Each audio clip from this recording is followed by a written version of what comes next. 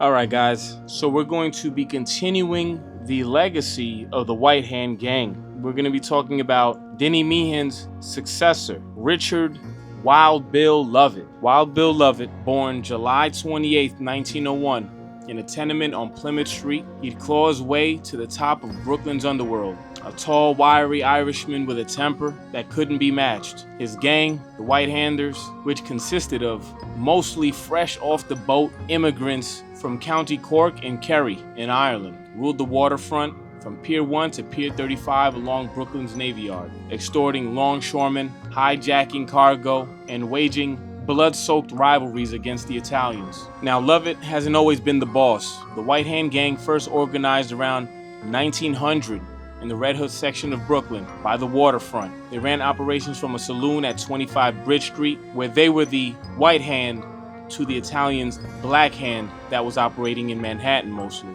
They were getting protection, quote unquote, which we all know as extortion money, from wagon drivers on the piers, shaking down cargo, and every hoodlum's favorite pastime, dice games. But they avoided bootlegging and drug smuggling, which kind of led to a rift in the organization, because those were big profits that they were missing out on. By 1912, they controlled the International Longshoremen's Association, Local 791, and shook down every ship that docked between Fulton Ferry and Wallabout Bay. Lovett joined at age 15 in 1916, a street tough from the Irish 6th Ward living at 155 Prospect Street. On October 30th, 1919, he was arrested with Charles Donnelly at 132 York Street for shooting Samuel Angelo in a restaurant at 140 Sand Street during a feud. He shipped out with the 77th Division in March 1918, earning his nickname Wild Bill for charging a German machine gun nest near Binnerville,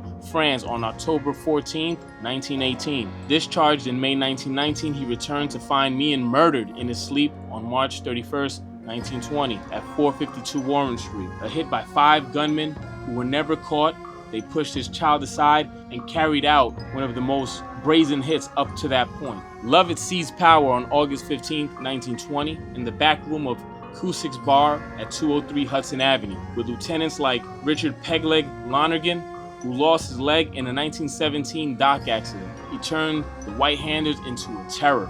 They ambushed Italian bootleggers left and right. On December 12, 1921, at Pier 9, torching a warehouse at 67 J Street. On February 3, 1922, and clashing with the Camorra, another Italian underworld group, at Navy Street and Flushing Avenue on June 22, 1922. Lovett's headquarters was a dock shack at Pier 24, where crates of Canadian whiskey, smuggled via the Red Hook grain terminals, piled high, despite the gang's official stance against bootlegging. So much for codes, right? Arrested 15 times on charges from assault to murder. His only conviction was 1910 disorderly conduct, serving 6 months. No big deal. In February 1922, he survived 6 bullet wounds. He married Anna Lonergan, sister of Pegleg, and the daughter of a woman acquitted of killing her husband, John Lonergan, in 1923. On July 1923, the day after a jury hung on his revolver possession at a saloon at St. Anne's Church on Front and Gold Streets, even family couldn't tame him.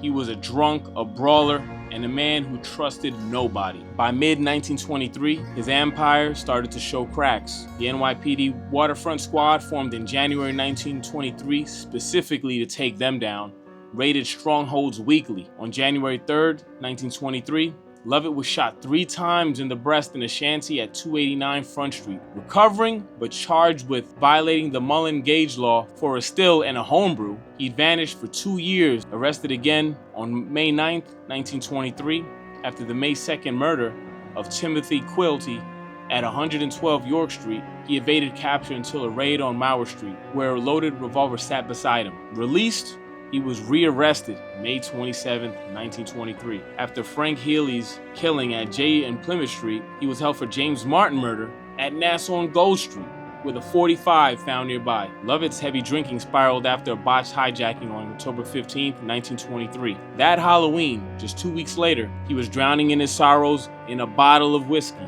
at 8 p.m., arguing with Pegleg over territory.